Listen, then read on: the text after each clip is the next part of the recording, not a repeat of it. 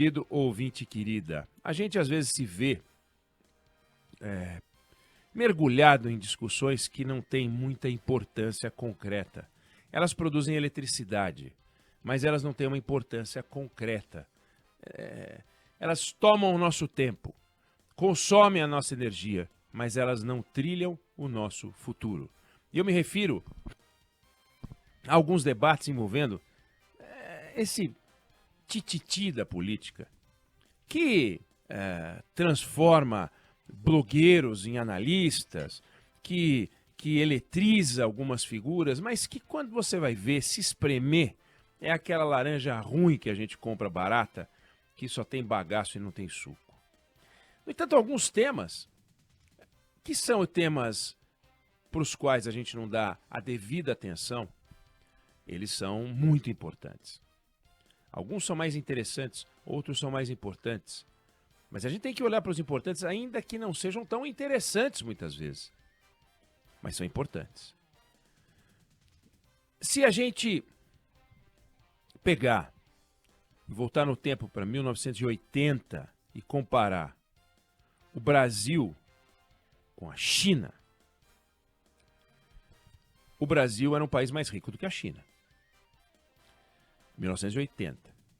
Quanto mais rico? 24% mais rico. Então, para comparar, para fazer um número fácil, se você listasse tudo que o Brasil produziu em 1980, lista todas as riquezas, o tal do PIB.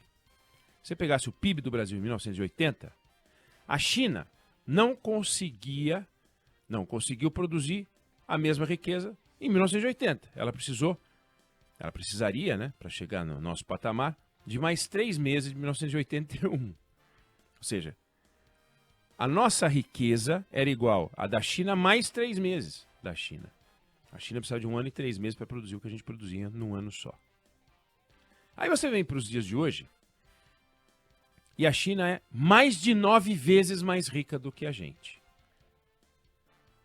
A riqueza que o Brasil produz num ano, que antes eles precisavam de 1 ano e 3 meses para produzir, agora eles precisam de 40 dias para produzir. Então, a cada 40 dias, a China produz um PIB brasileiro. Aí alguém vai dizer, bom, mas é um problema do Brasil. Não, calma. Em 1980, a economia americana era 15 vezes maior que a da China. 15. Hoje é 40% maior.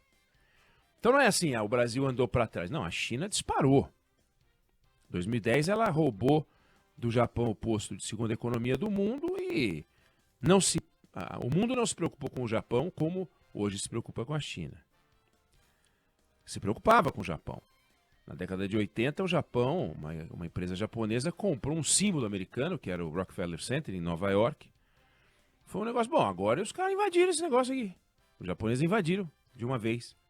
Depois ele foi recomprado por americanos. Mas a China não é só um dado curioso, né? Puxa vida, tem um país aí com uma população extraordinária, com uma economia impressionante, que era menor do que a nossa e hoje é mais de 9 vezes a nossa. E aí? E aí que ela compra 1/4 de todas as nossas exportações. Ela compra 1/3 de toda a nossa produção agrícola. Ela compra 40% do nosso petróleo. Ela compra mais da metade da nossa exportação de carne. Ela compra mais de 60% do nosso minério de ferro. Ela compra quase 70% da soja. E o que a China importa da gente é mais do que a União Europeia, os Estados Unidos e a América do Sul juntos importando.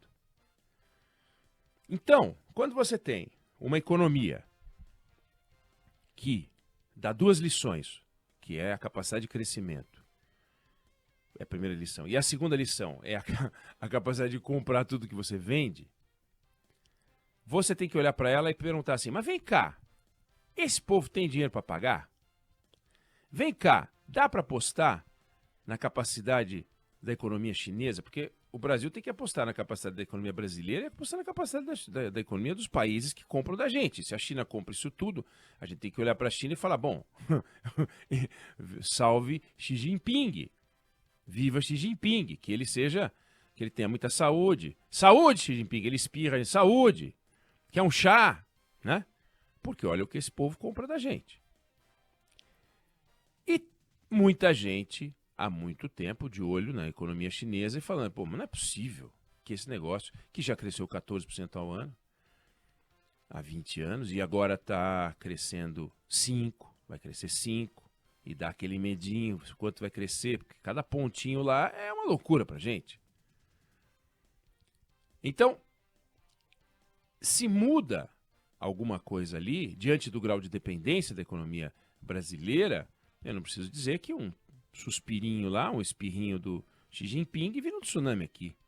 Então, os estudiosos estão preocupados, estão de olho na China, estão fazendo projeção, estão fazendo previsão. Algumas projeções mais ácidas, visões mais pessimistas, mas todo mundo preocupado, torcendo para estar errado. Os que são pessimistas e os otimistas também torcendo para que estejam certos. Agora, quem é o maior interessado no sucesso da economia chinesa? A China. Por quê? Os investidores do mundo inteiro se começam a desembarcar de lá e se começa a ter problema, o primeiro a sofrer é o chinês. Então a China está preocupada e esse assunto foi justamente o tema do Fórum de Desenvolvimento da China que aconteceu em Pequim nessa semana, com a presença das 500 maiores empresas do mundo. Estava lá a Vale, o presidente da Vale estava lá. E o líder chinês, o Xi Jinping, esperou o final do fórum e chamou os americanos, as empresas americanas, para bater um papo. E ele falou, olha, no passado, a China não entrou em colapso por causa da teoria do colapso, que se dizia que aconteceria com a China. E agora não vai atingir o pico por causa da teoria do pico da China. A gente vai continuar a promover o desenvolvimento de alta qualidade, com investimento forte em tecnologia. E os números mostram que a China aumentou o investimento em tecnologia esse ano, 10% a mais do que no ano passado. E em alguns setores, construção civil, os números começam a preocupar.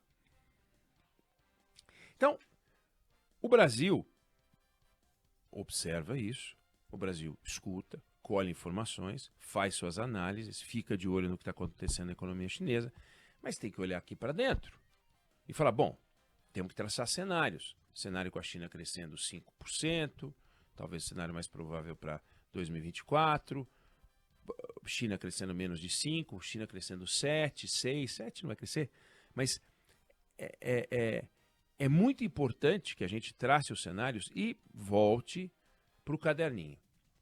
Caderninho pautado, planilhazinhas. O que o Brasil tem como desafio? Não é o Arthur Lira, não é o Bolsonaro, não é o Lula, não é o Gilmar Mendes. Sabe? Não é esse o nosso desafio.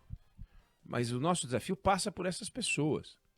Infelizmente, em alguns casos, a gente depende desses camaradas montando uma agenda para que o Brasil tenha condições de enfrentar desafios e faturar mais com o redesenho do geopolítico. Para onde vai o mundo? Se a China perder tração, o que acontece com o mundo? Para onde a gente tem que olhar? Qual é a nossa aposta na Índia? Qual é a nossa aposta no continente africano? Qual é a nossa aposta na relação com os Estados Unidos? Qual é a nossa aposta na relação com o Mercosul? O que a gente deve fazer para viabilizar o acordo Mercosul, União Europeia? Até onde esse acordo vai nos trazer benefícios? Como é que a gente estabelece conexões com o Pacífico? Como é que a gente estabelece conexões pacíficas com os nossos vizinhos? Quais são os passos que o Brasil tem que dar? São perguntas que a área de investimentos das empresas privadas faz. São perguntas que os setores do governo deveriam estar fazendo como prioridade para saber para onde que caminha o Brasil, para onde a gente deve caminhar. E, no entanto, quando a gente vê as declarações das nossas autoridades, quando a gente vê o que falam aqueles que são os nossos líderes, a gente ouve coisas tão pequenas, tão banais, tão toscas, que é de se perguntar se eles estão entendendo o que está acontecendo com o mundo. Porque o mundo, foram as maiores empresas do mundo, ouviu Xi Jinping participar desse Fórum de Desenvolvimento da China. E se a gente chamar um Fórum de Desenvolvimento do Brasil, não virão as mesmas pessoas. Porque, infelizmente, o Brasil, que já foi considerado um país extremamente promissor, hoje não é considerado um país extremamente promissor. O que é uma pena. Mas a gente pode voltar para o jogo. O que a gente não pode é fazer movimentos que tornem o Brasil uma república de bananas.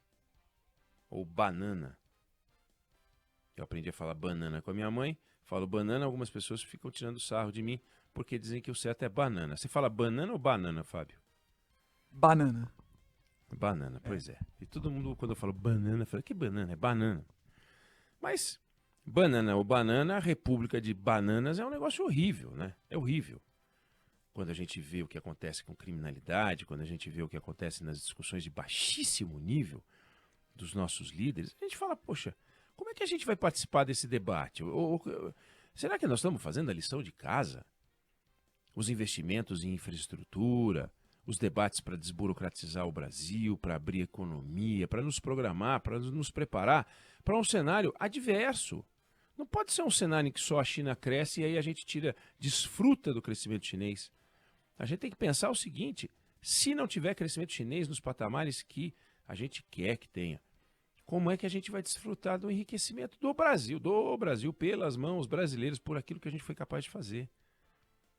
Com aumento de produtividade, cadê o nosso papel nessa história toda?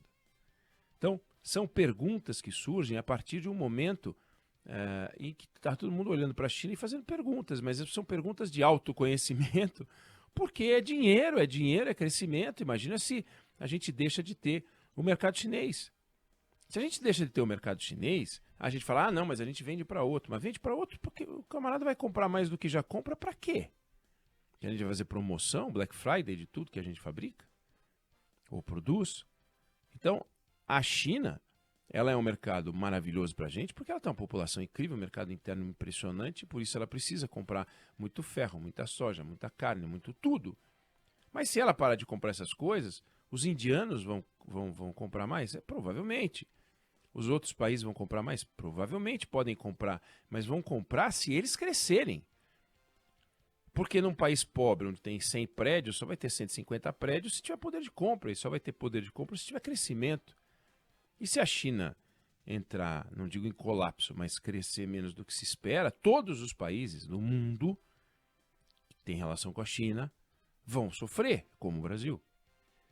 Então, a gente tem que olhar para isso com um interesse maior do que olha para as declarações do Gilmar Mendes, as bobagens que a gente vê os políticos falando, os Arthur Lira, os Rodrigo Pacheco, os Lula, os Bolsonaro, dormiu na Hungria, dormiu na embaixada. Sabe? É uma agenda ruim que não pode consumir a gente e drenar a energia dessas discussões que são importantes, como eu falei. Podem não ser tão interessantes, é muito mais engraçado, né?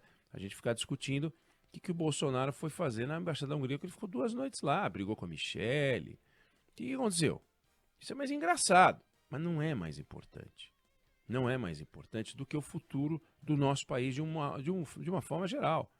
É importante a integridade do Brasil. Aí, claro, se a gente está discutindo Estado Democrático de Direito, se a gente está discutindo o futuro da democracia, não tem nada mais importante do que isso e a liberdade.